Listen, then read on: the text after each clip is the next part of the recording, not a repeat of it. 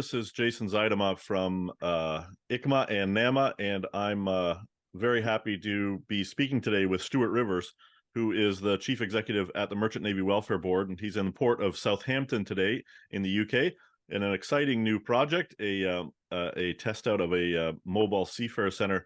Stuart, can you tell us a bit about this project and why it is so exciting? Yeah, so here in Southampton, we probably have the highest number of seafarer visits a year, with over 600,000 coming through the port, and yet we don't have a permanent seafarer centre here. We have a couple of sort of drop-in cabins in the container terminal, one in the oil terminal, but here at the cargo and cruise site, there are no facilities for seafarers, and yet, you know, as I say, it's one of the busiest ports in the UK as far as seafarer numbers are concerned.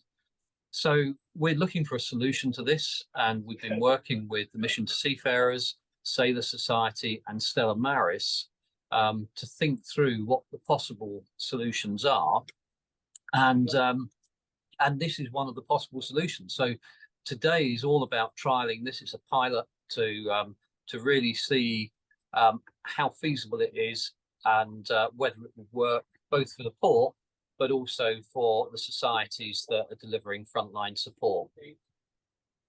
So one of the challenges of seafarer centers when they're in the wrong place, and that is it can be wonderful to have a beautiful seafarer center, but if it's not in the right place and seafarers don't have access, that's a really problematic piece. Well, how do you think this mobile seafarer center might be able, especially that it's on wheels and can be moved? How do you think this might overcome that challenge and be more accessible in your port? Well, as with many ports, Southampton is spread over quite a huge area, with different terminals across the site, and we know, you know, port traffic is reasonably predictable. You know, cruise ships have their schedule for the year. Many of the cargo ships that come in are coming in on a regular basis. So if we know where seafarers are going to be, then we can move the bus to be in the right place at the right time.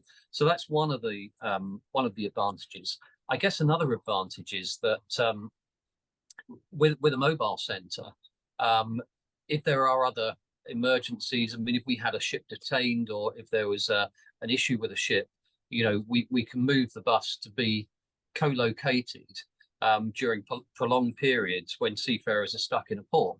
So I think it does offer some flexible solutions, and we'll be talking to seafarers really and asking them what they think of it, and you know, would they use it if it were easy to get to.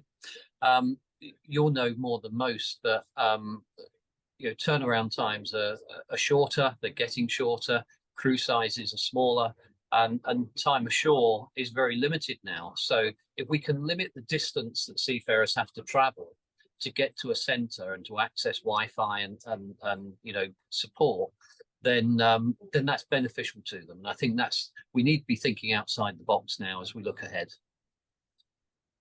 You mentioned just briefly Wi-Fi. Could you tell us a bit about the amenities that you hope to have on this bus? What are the sorts of things that can be done with this bus, and why is it again a good solution as a mobile center? So the bus has got tea and coffee making facilities, hot and cold drinks, snacks. It has a TV, and it has mobile Wi-Fi. So in the UK here, many of our chaplains have MiFi units or mobile Wi-Fi units that are provided to them by Merchant Navy Welfare Board, so that they can take internet access on board ships. The same solution works for a mobile centre. We can have multiple mobile broadband units available to the bus, and that means that, you know, we can meet the demand of seafarers coming ashore. One of the challenges with mobile centers is sometimes they're placed in the wrong place, and they might not be accessible as one might. How do you think in this trial are you going to overcome that problem? Will it be manned? Will there be people available to be on the bus? How the personnel problem? How will that be overcome with this particular trial? So the bus is manned, and the three societies in Southampton work very closely together, and it's great to see that teamwork.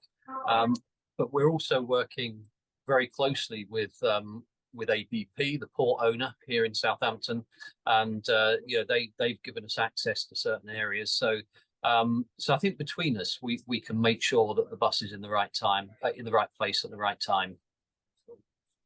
My last question: what do you, right now it's a trial. What do you hope to learn from the trial in specific, and how long will this trial last? What are the next steps? So initially, this is just a one-day trial, really to test the concept. At the end of the day, we'll have a bit of a feedback session with everyone involved, and get everyone's thoughts together on that, and decide whether we want to do a longer trial.